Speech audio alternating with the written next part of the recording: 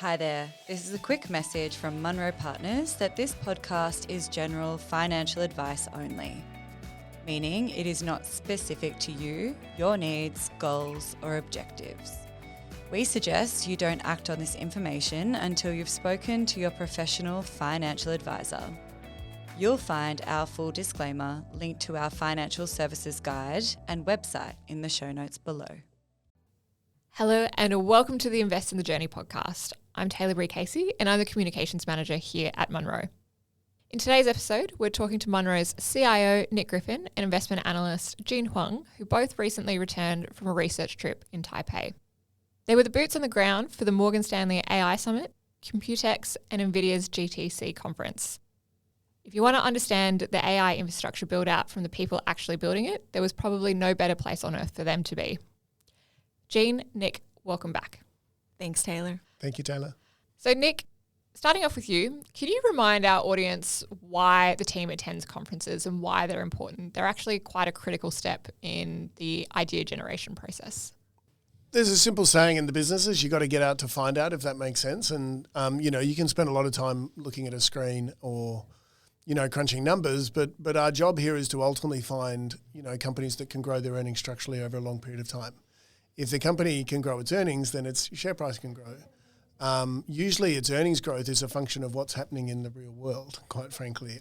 People are, buying lots of yoga pants or they're using a lot of AI. And so when we go out, we're going out to try and basically channel check what some of our hypotheses are. And so in this case, we're going to Taiwan, to Computex, which I'm sure Jen will talk about in a second, but we're basically going to channel check the semiconductor and the data center supply chain. That's what we're doing, and those channel checks will ultimately give us confidence in our earnings forecasts. And generally, if we get our earnings forecasts right, then we get the stock prices right because the stocks ultimately follow their earnings. So Jean, maybe you can give us a bit of an overview of what this conference and events were about. Sure, yeah. So we actually got to attend 3 different conferences in the 1.5 weeks we spent in Taiwan. The first one was the inaugural Asia AI Summit hosted by Morgan Stanley, which gathered various technology companies and analysts to discuss the AI investment landscape. So I got to hear from, executives from companies like AR Labs, who make the optical engines that go into co-packaged optics, which widely known as CPO, or, MediaTek, who are increasingly involved with producing custom chips for Google, just to name a few. And then beyond that, I had lots of one-on-one meetings as well with companies across the key thematics we're interested in. For instance, Actor in the clean room EPC space, Delta Electronics, who makes power conversion components, and Winbond in the specialty DRAM sector. And then after that, Nick and I then attended NVIDIA's GTC conference, where we sat in a keynote where Jensen basically laid out his updated vision for AI in the next few years, which I'm sure Nick will dive into further later. And then the third event was Computex, which was what we were there for, which has historically really been about computers and consumer electronics, but in recent years it's really been about showcasing all the innovation across AI, semiconductors and robotics. And so the day before you left, you and I were actually chatting in the office and you said it wasn't actually something that the team had planned on attending. What kind of catalysts occurred that made you guys change your mind? Yeah, good question. I think other than the fact that I really wanted to introduce Nick to Taiwan and show him what it's all about from the lens of a local, and having the chance to meet Jensen was definitely a big enough catalyst too. But more importantly, I think Computex has increasingly become the perfect arena to, learn more about AI, the global AI supply chain, and it's also a great opportunity to build conviction on our existing holdings, as well as get inspiration for new ideas from observing, the next phase of AI infrastructure. And Taiwan is really where I think all of the leading indicators on AI is, at least on the hardware side, given the majority of the supply chain remains there today. So we thought we're better to learn than on the ground where the action is. So just to provide some further context, you're an investment analyst at Munro and you're in Taiwan for, like you said, a week and a half, nearly 2 weeks. You started with the AI Summit before Computex really kicked off. And during that time, you had some one-on-ones with companies, some small group sessions with C-suite executives. What do you look to get out of those meetings? As Nick said, you have to get out to find out. What kind of conversations are you having that are different from earnings calls? Nick and I really sat down and came up with our game plan for the trip before we left. And we really wanted to get under the hood of some of the sort of most critical structural shifts happening in the AI infrastructure right now. Specifically, I think we were trying to understand the transition from existing power architectures to the new one, which is like an 800 volt DC architecture. And I think we wanted to identify the key companies enabling more efficient power conversion in this new AI powered paradigm. We also wanted to deepen our understanding of the growing importance of CPUs in the agentic AI era, and also get a clearer picture of who the real winners are as we sort of move into this physical AI world, whether that's in robotics, autonomous vehicles, or AI to the edge, like AI devices. So what those one-on-ones and small group company meetings give us that, I guess, an earnings call couldn't is, I guess, one, perhaps the qualitative elements that you observe through meeting management in person, whether it's their tone, confidence, which really help with building our conviction. The other aspect is also obviously timeliness of information, because AI infrastructure is evolving at an incredibly rapid pace. Sometimes what we heard last week is no longer relevant now and today, and so let alone insights from a quarterly earnings call. So being on the ground in Taipei really allowed us to, I guess, hopefully stay ahead of the curve and the newest developments as they happen. So yeah, a lot of the people probably even use Computex as a chance to stress test whether there are any shipment delays or pull forward of new technologies, because you really get a chance to talk to the engineers who work at these companies that supply and collaborate really closely with the likes of NVIDIA, AMD, and Google. So yeah, I think it's a really valuable experience.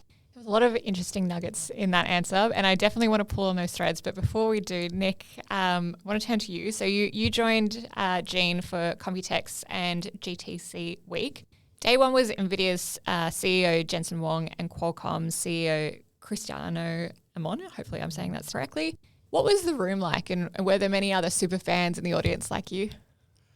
If anyone understands or seen an NVIDIA GTC before, so an NVIDIA GTC is effectively it's a big room. You're basically in a stadium, and Jensen goes for about 2.5 hours talking about his roadmap. And so what he does is he talks about the roadmap of the products that they're going to release, when they're going to release, and what these products can actually do. And so Jensen's been doing this sort of every year from well before we all knew who NVIDIA was, to be honest. I've been watching Jensen GTCs for a long time. This is the first one I've physically attended, to be honest. So you're in the room, lots of fun. He's a very good presenter. Then the next day you get to go to a financial analyst Q&A one where there's basically there's probably less than 180 of us that get invited to that to basically ask Jensen some questions himself and basically just go through what he talked about at the GTC. That's the main thing. There's plenty of fanboys there. Jensen is Taiwanese, obviously. So in Taiwan, he's a celebrity. There's people trying to get his autograph all the time. He walked through Computex a couple of times, and it basically shuts down the whole forum. Think of like the exhibition buildings just stopping as everyone just runs to try and get a selfie or a picture of Jensen. So yeah, there's plenty of fanboys there. I mean, but most importantly, I mean, from our point of view, it's the content of what he talks about. As I said, having watched a lot of these over a lot of years, it's amazing how often what he talks about comes true. And at the time it seems crazy, but then 2 years later it happens. And so it's really the content we were most focused on. So what did he talk about, or did he announce anything? Can you tell us about his presentation? Yeah, so there's a couple of big announcements, but in terms of GTCs, it's really about where the roadmap's going. And so from our point of view, we're going to, from Hopper to Blackwell to Vera Rubin to Feynman. These are the different chip generations that NVIDIA creates. As you go to these different generations for the data center, and it's important to maybe step back a bit here. Look, we're going to spend more than $1 trillion building data centers this year. Next year, that's going to go to start push on towards $2 trillion per annum globally going into data centers, okay? And just to put that in context, more than 60% of that is going to racks that go inside data centers. And of that 60% that goes into racks and goes into data centers, NVIDIA is getting more than 60% of that market. And in fact, this year they had more than 90% of that market. So this is literally billions of dollars are going into building these racks. And so what we're interested in is how they're designed, okay? So once you change the design of a certain rack, and Gene talked about this before, you move to a higher volt architecture, so you're moving from 400 volt to 800 volt, that changes the content of certain types of companies that have to go into that rack. So you change the power semis, so that's good for companies like Infineon that we own. You change the power racks, which is good for companies like Delta, et cetera, that Jean talked about. You also move into things like, are you using optical or copper? And then when you move to optics, what does that do to co-packaged optics? So what we're looking for is basically, when Jensen does these things, is what are the spec changes that you're putting into these racks? What are the content changes, and who are the companies that are going to win from this? And so the big announcement here was obviously the Vera Rubin, which is coming out this year, which is going into full production. Second big announcement is the CPU that goes with that. So now we have the Vera CPU that Jensen has built themselves. And CPUs are now becoming very important in how you orchestrate AI. So the content of CPUs that go alongside GPUs is going up dramatically, which is a huge content uplift for companies like AMD and ARM that we own. And then the last thing was just AI to the edge. He's talking about AI on device, and he released, a new range of PCs where you'll be able to do distributed compute on device. And so everything we're saying here is obviously pretty confusing.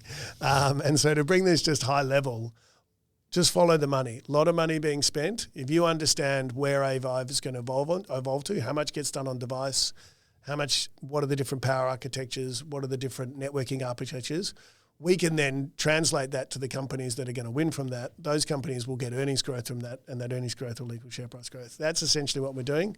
And those were the three big things Jensen announced, which was Vera Rubin, the Vera CPU, and AI to the edge devices. So Nick, you sort of just answered my next question, which was going to be, what does this mean for the supply chain companies that we own? But maybe just drill down on what's the bigger picture? What are the team's views on all that you took away from the conference? Yeah, so from our point of view, we came away more convinced around the CPU being important in orchestrating AI workloads. And so just to explain this in a little bit more detail and who the winners are. So when everybody on this call is asking Claude or ChatGPT a question, it's trying to answer that question, and it's using the GPU. And the GPU is very expensive. Now, as you move to agentic workflows, you need to manage that GPU thinking, I go do this, then go do that, and that gets orchestrated by a CPU. And so to maximize the efficiency of the GPU, you start adding lots of CPUs. And so it used to be 1 CPU to 8 GPUs, and that's rapidly going towards a 2 to 1 or et cetera. So you're going to need a lot more CPUs. So the CPU market, just FYI, was a 30 billion revenue run rate market going to 60 billion in the next 5 years. It's now a 30 billion revenue run rate going to 200 billion in the next 5 years. That is huge for companies that make CPUs, and wait for it, there's only 3 in the world, Intel, AMD, and then ARM technology, but ARM is a licensing technology. So the 2 companies we like here are AMD and ARM, and they've done very well recently because we managed to understand this reasonably quickly. And if anything, it's going to be bigger than what we thought. Second big area is power. So again, I talked about this a little bit. As we go from 800 volt to 400 volt, you have to step down the power architecture. That's going to need a lot more semiconductor content in what we call power semis. The big company here that we like is Infineon, that Jean and I have been working on for a long time. And then we met a bunch of other companies like Delta and others that I'm sure Jean will talk about that are also involved in this process. That would be the second big takeaway. And then the third takeaway is really, as Jean said at the start, this AI to the edge. If Jensen's right and AI does go to distribute compute on the edge, then this we're sort of toying with. We do not own these companies in any reasonable size, but it should be positive for companies like Qualcomm and other companies that do edge devices. But we're not as convinced that that's going to happen as quickly as Jensen thinks. That could be a 2 to 3 year away one. So Jean, Nick just spoke to us about power conversion. Can you maybe tell us a little bit more about this and why it's important? Power is really undoubtedly a major bottleneck in the AI era.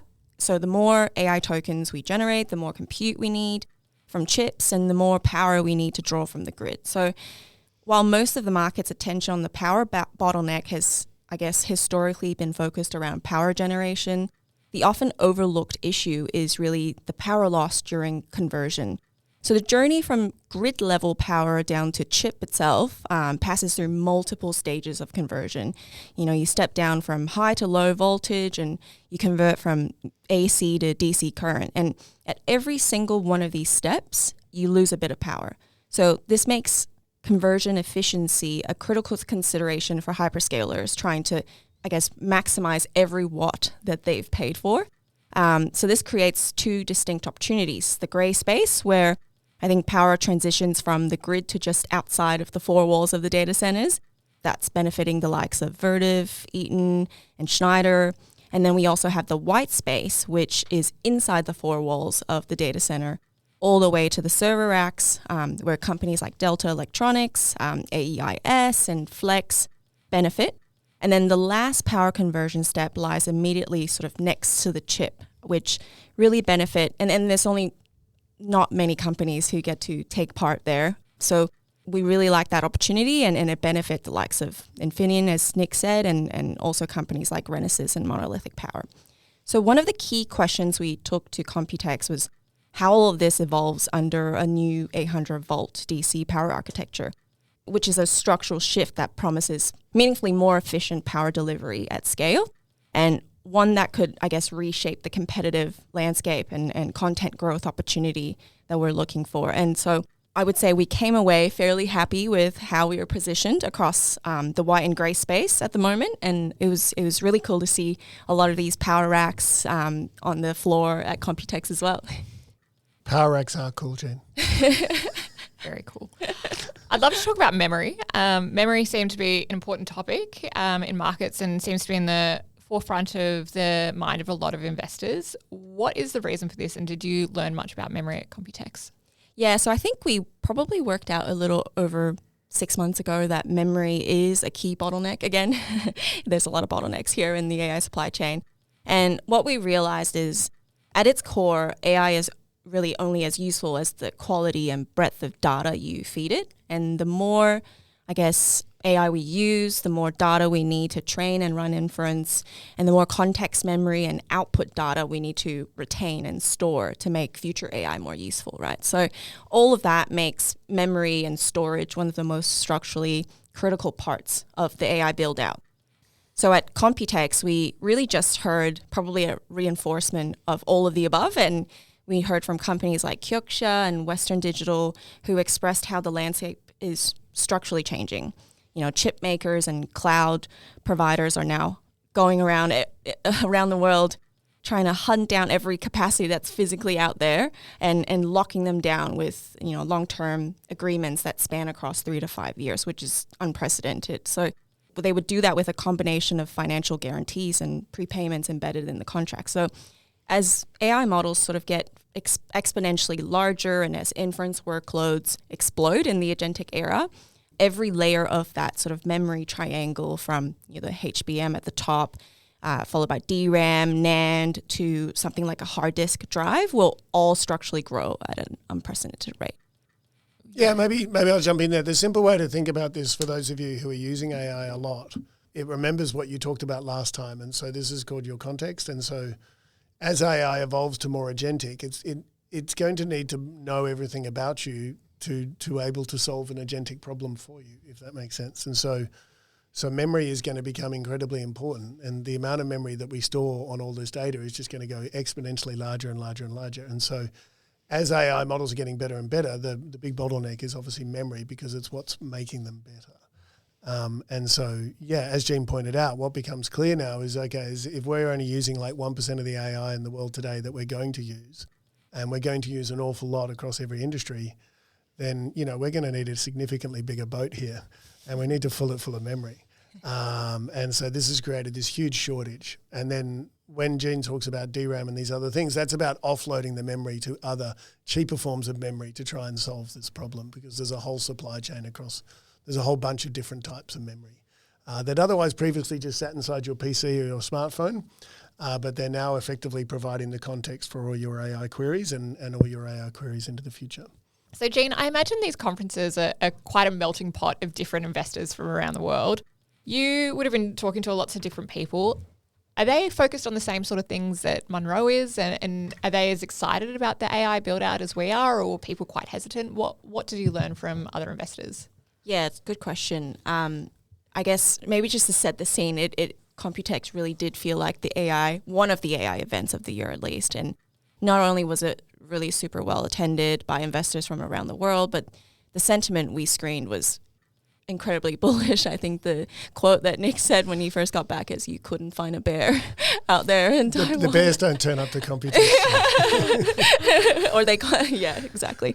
And so a highlight for me, I'll just give an anecdote, but like a highlight for me was Nick and I got to meet someone from a US tech fund that led the most recent Anthropic funding round that valued the company at $965 billion, which was, it valued it at one of the most valuable, if not the most valuable AI company out there at the time, at least. But yeah, we met people who are exposed in similar areas as us. We've also met, specialists who've gone further into the weeds, looking at very niche areas sort of the supply chain for other differentiated ideas. But I think part of what's valuable about these conference trips is, I guess, the networking you get to do with analysts and PMs from across the globe. And, they eventually become great sounding boards for exchanging of ideas, knowledge and views, which I think ultimately I find incredibly useful for learning and development as an analyst.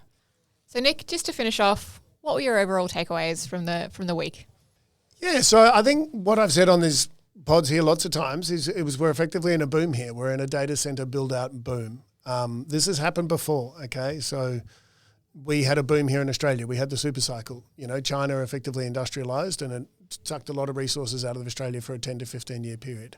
Okay, we're now going to industrialize AI. We're going to industrialize AI across the planet, and we're going to build billions and billions and trillions of dollars worth of data centers to process tokens that are going to help with intelligence to help us solve agentic problems with AI, be it cars, work, etc.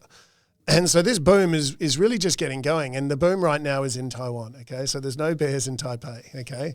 Taiwan GDP is 12%, okay? The whole town is buzzing and humming. When we're there, you're in like the W Hotel, which is the nice hotel, which is where all the CEOs are as well, because they're all talking to each other. This is like a proper boom town. It's no different to being in Kalgoorlie in the 90s, okay? It's just a different boom town in a different place, and it's a boom going on, and it's a lot of fun to be here. And so from our point of view, the overall takeaways was you're seeing a boom basically accelerate to warp speed. As these supply chain companies are very quickly solving these problems and providing us with lots of really good opportunities to invest.